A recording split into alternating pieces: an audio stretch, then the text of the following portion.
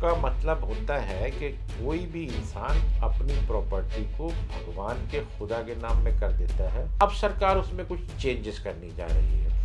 इस चेंजेस में सरकार की नीयत साफ नहीं है। मैं बदलाव के खिलाफ हूँ, क्योंकि पहले ही जो वक्फ एक्ट के जो कानून है वो सफिशेंट है। अगर आपका सवाल डायरेक्ट इनडायरेक्टली ये है कि वक्फ बोर्ड मुसलमानों के लिए काम क्यों करता है, तो मैं आपको बताता हूँ कि लोग करते हैं, इसलिए हमें भी करने की इजाज़त होनी चाहिए। शायद मेरे ख्याल से सरकार ने पूरा कानून नहीं पढ़ा। हमारे यहाँ वक्फ बोर्ड में जो 7 मेंबर का बोर्ड है उसमें 2 लेडीज़ का होना ज़रूरी है। ऑलरेडी ये प्रावधान है।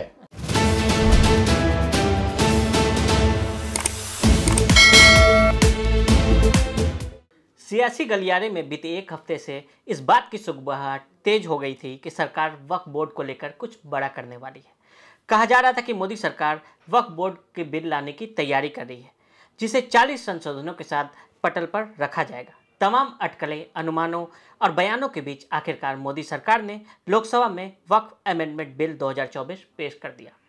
वहीं विपक्ष की ओर से इसे संविधान पर मौलिक हमला बताया जा रहा है।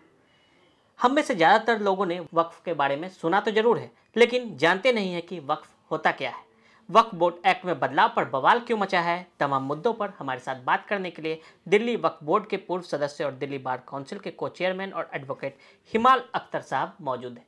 सर, आपका बहुत बहुत स्वागत है हमारे साथ बात करने के लिए। शुक्रिया जनाब, मेहरबानी जी, मेरा पहला सवाल है कि सबसे पहले हमारे दर्शकों को सामान्य भाषा में बताएं कि वक्फ आखिर है क्या। देखिए, वक्फ का मतलब होता है कि कोई भी इंसान अपनी प्रॉपर्टी को भगवान के खुदा के नाम में कर देता है कि उस प्रॉपर्टी का इस्तेमाल उसके लिए होना चाहिए, तो उसको वक्फ कहते हैं। मुसलमानों में पहले बहुत सारी ऐसी प्रॉपर्टी थी जो लोग वक्फ कर दिया करते थे। तो पहले 1954 से पहले ये औकाफ के नाम से जाना जाता था। 1954 में जब एक्ट बना तो इसको कहा कि ये इतना बड़ा सिस्टम है कि लोग मरने से पहले अपनी जायदादों को वक्फ कर जाते हैं कि ताकि ये गरीबों के, यतीमों के, बेवाओं के काम आ सके, ज़रूरतमंदों के काम आ सके, अच्छे नेक काम आ सके। तो उन्होंने कहा कि इसको एक सिस्टम दिया जाए, एक मैकेनिज़्म दिया जाए, तब वो फिर एक्ट बना था। उस एक्ट का 95 में अमेंड हुआ, फिर उसके बाद में 2014 में कुछ रूल्स बने हैं। तो वक्फ बेसिकली ये है कि जो अपनी जायदादें या अपनी प्रॉपर्टीज़ को ऊपर वाले की खिदमत के लिए, लोगों की सेवा के लिए छोड़ जाते हैं, उसे वक्फ कहते हैं। तो बेसिकली ये सिस्टम सिर्फ मुसलमानों में था, तो इसलिए उसी के हिसाब से इसको बनाया गया था। जी, मेरा दूसरा सवाल है कि कोई भी संपत्ति वक्फ की संपत्ति कैसे बनती है, मतलब इसको लेकर क्या नियम है। देखिए, नियम उसका ये है कि जिसकी प्रॉपर्टी होती है उसको पूरा हक होता है कि वो उसके प्रॉपर्टी का क्या करना चाहता है। बहुत सारे लोग विल कर देते हैं, बहुत सारे लोग वक्फ कर देते हैं। मुस्लिम लॉ में वक्फ ओरल भी था और राइटिंग में भी था। तो क्योंकि बहुत ज़्यादा, मैंने पहले कहा कि बहुत ज़्यादा बड़ा सिस्टम होने की वजह से इसको एक मैकेनिज़्म दिया गया था, फिर एक्ट बनाया गया। पार्लियामेंट ने एक्ट बनाया, उसके बाद में 1995 में फिर अमेंड किया गया, 2014 में फिर रूल्स दिए गए, तो एक सिस्टम बनाया गया था। और उस पर टोटल फिर भी एक सिस्टम इतना अच्छा है कि उस पर सरकार का भी कंट्रोल है, और जिन लोगों ने अपनी प्रॉपर्टीज़ को वक्फ किया है उनके नज़रिए के मुताबिक उसका इस्तेमाल भी हो रहा है। हर आदमी चाहता है कि मरने से पहले, बहुत सारे लोग चाहते हैं कि वो उनकी इच्छा, अंतिम इच्छा जो होती है, कि उसके हिसाब से प्रॉपर्टी को चलाया जाए। बहुत सारे लोग अपने बच्चों को दे देते हैं, बहुत सारे लोग किसी पड़ोसी को दे देते हैं, कोई वसीयत कर देता है, कोई चैरिटेबल काम में लगा देता है। तो चैरिटेबल काम में जो लगाते हैं वो वक्फ कहलाती है। तो जिस आदमी की प्रॉपर्टी थी उसकी मनमर्जी से चलना चाहिए, इसीलिए ये वक्फ का सिस्टम है एक बना हुआ। जी, वक्फ बोर्ड सेक्शन 40 बहुत चर्चा में है, इसमें क्या प्रावधान है, सरकार इसमें क्या बदलाव कर रही है। देखिए, सरकार बेसिकली सेक्शन 40 जो अब तक था उसमें ये था कि वक्फ की प्रॉपर्टी कौन सी है इसको सिर्फ वक्फ बोर्ड तय करता था, और उसका फाइनल डिसीजन जो होता था वो ट्रिब्यूनल का होता था। लेकिन अब सरकार उसमें कुछ चेंजेस करनी जा रही है। इस चेंजेस में सरकार की नीयत साफ नहीं है। मैं आपको बता दूं कि पहले भी सिस्टम इतना अच्छा था। जैसे मैं दिल्ली वक्फ बोर्ड का मेंबर रहा, तो वहाँ 7 मेंबर होते थे। आप सुनेंगे तो हैरान होंगे कि कितना अच्छा खूबसूरत सिस्टम है कि एक मेंबर पार्लियामेंट का होगा, एक मेंबर असेंबली से होगा, एक मेंबर बार काउंसिल से होगा, एक मेंबर आईएएस होगा, एक मेंबर सोशल वर्कर होगा, एक मेंबर मुस्लिम मुस्लिम इंटेलेक्चुअल होगा। तो लेकिन ये तमाम मेंबर मुस्लिम होंगे, क्योंकि प्रॉपर्टी मुस्लिम्स की है, मुस्लिम ने वक्फ की है, और वो उसकी अंतिम इच्छा, आखिरी ख्वाहिश भी ये थी कि वो मुसलमानों पर खर्च होनी चाहिए। तो उसमें सरकार का कोई राइट बनता ही नहीं है। तो मैं ये समझता हूँ कि अगर इस तरह का कोई अमेंडमेंट ला रहे हैं तो वो जो हमारा कॉन्स्टिट्यूशन का जो बेसिक स्ट्रक्चर है सेकुलरिज्म का, और हर आदमी को अपने मज़हब के मुताबिक चलने का इख्तियार है, अपनी चीज़ों को अपने हिसाब से डील करने का इख्तियार है, अपनी प्रॉपर्टी का इख्तियार है, उस कहीं ना कहीं उस ढांचे पे हमला है। जी, मेरा अगला सवाल भी यही था कि ये जो इसके संबंध में बदलाव को लेकर चर्चा है, तो आप इसके पक्ष में हैं या नहीं, मैं बदलाव के ख़िलाफ़ हूँ, क्योंकि पहले ही जो वक्फ एक्ट के जो कानून हैं वो सफिशेंट हैं, और उस पर चेक एंड बैलेंस पे पूरा सिस्टम है। जैसे मैंने आपको बताया 7 मेंबर होते हैं, एक सीईओ होता है जो गवर्नमेंट का आईएएस अफसर होता है। अगर 5 साल पूरे हो जाते हैं तो उसका चार्ज सीईओ पे चला जाता है। तो गवर्नमेंट का कंट्रोल भी रहता है, और जिसने प्रॉपर्टी डोनेट की है उसकी मंशा भी पूरी होती है। और क्योंकि सारे काम गवर्नमेंट करना नहीं चाहती है, या कर नहीं पाती है, या कर नहीं सकती है, तो जो जिस तरह से एनजीओ होती है ना, और अपने लोगों के लिए काम करती हैं डिफरेंट डिफरेंट सेक्शन में, तो इसी तरह से वक्फ बोर्ड जो है मुसलमानों के लिए काम करता है। क्योंकि आपको मालूम है, वैसे भी हिंदुस्तान में मुसलमान बहुत सारे जगह पर पसमानदा हैं, तो उनके वेलफेयर के लिए जो काम सरकार नहीं कर पाती है वो बोर्ड की प्रॉपर्टी से काम हो जाते हैं। वक्फ की प्रॉपर्टी का मैनेजमेंट कैसे होता है? देखिए, वक्फ की मैंने आपको अर्ज़ किया कि वक्फ एक्ट के अकॉर्डिंगली हर स्टेट में वक्फ बोर्ड बनाया जाता है, और जिस तरह मैंने सिस्टम बताया आपको कि हर हर कैटेगरी से उसको लिया जाता है, उसके तमाम चीज़ों को अकॉर्डिंग टू द कानून चीज़ें चल रही हैं कि नहीं चल रही हैं, उसका सीईओ जो होता है वो आईएएस अफसर होता है, तो वो उनको मैनेज करता है। एक एक पैसे का ऑडिटिंग होती है, हिसाब किताब रखा जाता है, लेकिन फाइनल अथॉरिटी जो होती है बोर्ड होती है। उस पर अगर कोई जजमेंट होता है तो उनकी स्पेसिफिक ट्रिब्यूनल बनी हुई है, वो ट्रिब्यूनल जो कोर्ट जो जजेस की होती है वो लोग तय करते हैं। तो ये कह देना कि इसमें और दूसरे लोग मेंबर होने चाहिए, दूसरी कम्युनिटी के, I have all the regard for the other communities, लेकिन अगर जिस कम्युनिटी के लोगों ने चीज़ों को डोनेट किया है और वो अपनी ही कम्युनिटी के लिए लोगों के लिए काम करना चाहते हैं, तो मैं समझता हूँ यही बेहतर तरीका है। जी, यही बेहतर तरीका है। क्या वक्फ को इस्लाम धर्म से जोड़कर देखना सही है, और क्या इस पर कोई फैसला इस्लाम के खिलाफ कहा जा सकता है? देखिए, ये बड़ा डिफ़िकल्ट बात है, क्योंकि इस्लाम के अकॉर्डिंग जो है, देखिए मैं अगर अर्ज़ करूँ तो अगर आपका पड़ोसी भूखा सो रहा है तो आपको जब तक खाना नहीं खाना चाहिए, और उसमें ये डिफ़ाइन नहीं किया गया कि वो किस कौम किस मज़हब का होगा आपका पड़ोसी। तो जहाँ तक इस्लाम की बात है, तो वक्फ में अपनी चीज़ों को दूसरों की खिदमत के लिए लगाने के लिए कहा गया है। तो मैं समझता हूँ वक्फ अगर है तो उसी नज़रिए से है, तो मैं समझता हूँ कि वो मतलब इस्लाम के अकॉर्डिंग है वो। क्या इस्लामिक देशों में वक्फ का कंसेप्ट है, और इसको कितने पावर्स मिले हुए हैं?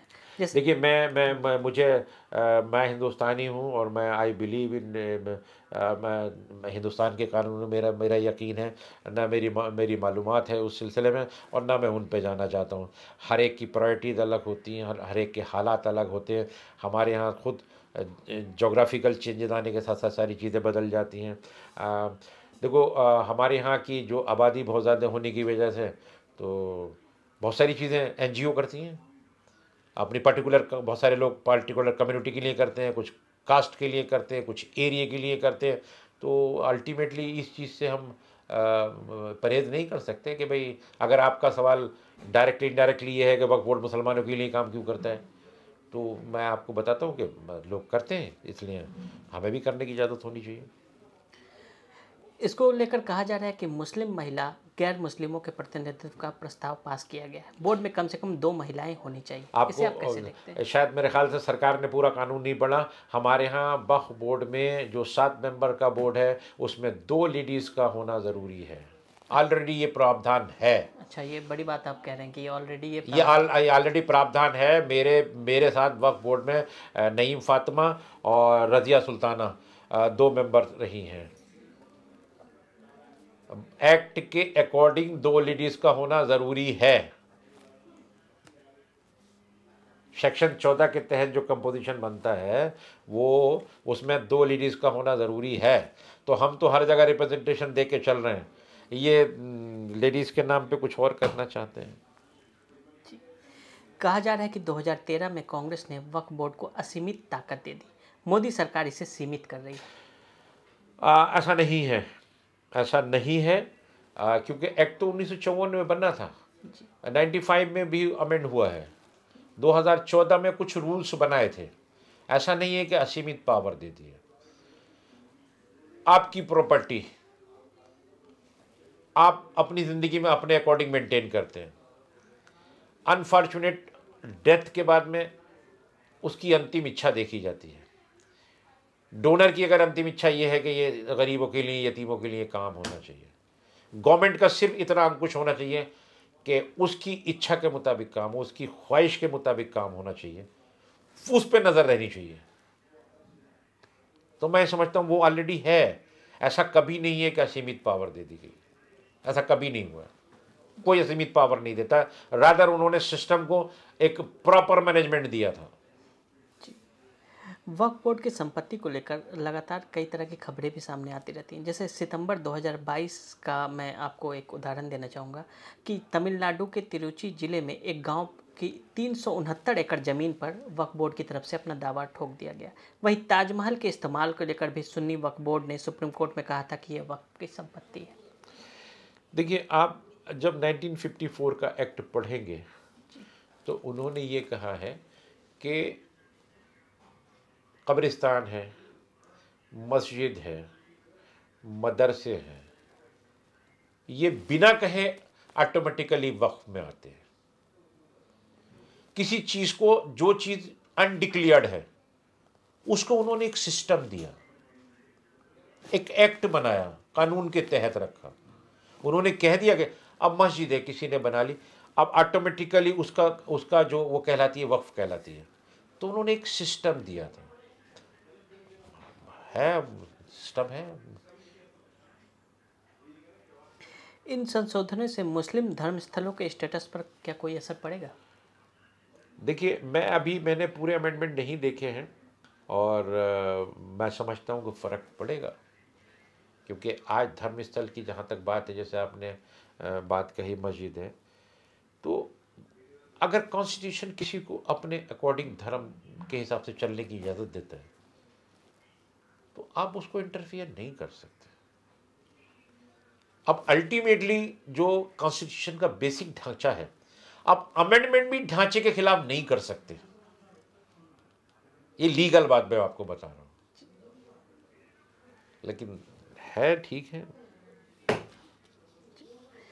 सूफी काउंसिल के प्रतिनिधिमंडल ने एनएसए डोभाल और केंद्रीय अल्पसंख्यक मामलों के मंत्री किरेन रिजिजू से मुलाकात की है और संशोधन का अपना समर्थन किया है और अलग दरगाह बोर्ड बनाने की मांग की है। इसे आप कैसे देखते हैं? देखिए, मैं इस कैसे क्या देखता हूँ, बहुत सारे लोग बीजेपी में हैं तो उनकी पार्टी जो बात कहेगी वो उसका समर्थन करेंगे। उसमें मेरे उसमें मुझसे पूछने की बात बनती ही नहीं है। वो जो बीजेपी के लोग हैं वो बीजेपी का समर्थन करेंगे, वो करेंगे।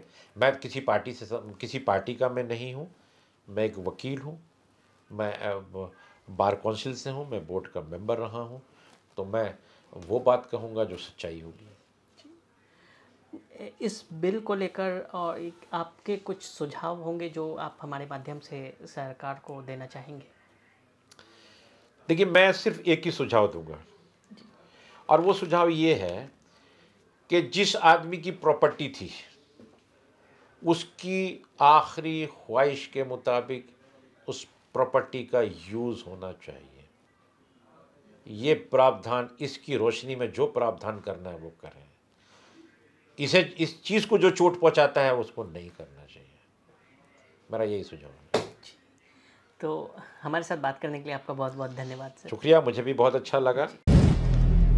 अगर आप भी लेना चाहते हैं देश दुनिया की तमाम जानकारी तो आज ही सब्सक्राइब करें हमारे चैनल को। साथ ही नीचे दिए बेल आइकन को जरूर दबाएं ताकि हर अपडेट आप तक पहुंच सके।